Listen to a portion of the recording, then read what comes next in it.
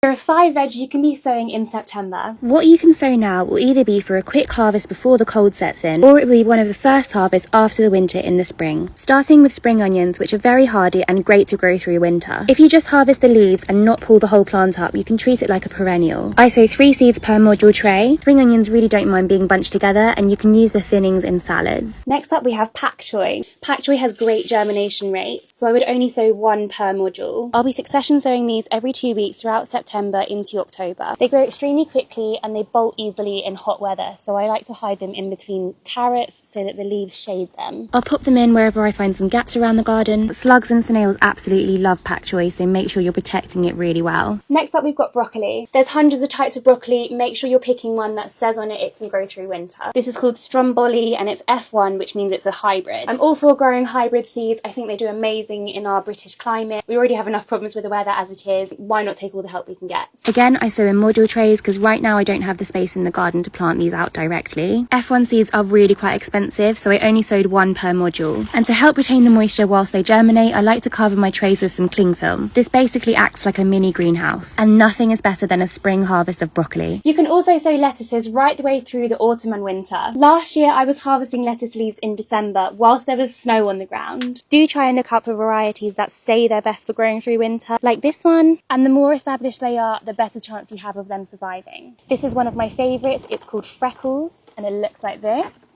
If you sow them in modules, they have a much better chance of survival. They'll have enough leaves and be big enough to withstand some slug attacks. You can even sow them in produce trays and harvest them as baby leaves like this. And I've grouped rocket with lettuce as well because they're in the same category. Rocket bolts really easily, especially at this time of year, so I'm choosing to grow it in the part of my garden which is half shade. Spotted the perfect gap for it in between these 2 sprouting broccoli. I'm just making a shallow drill with my hand. Sprinkle them in quite generously.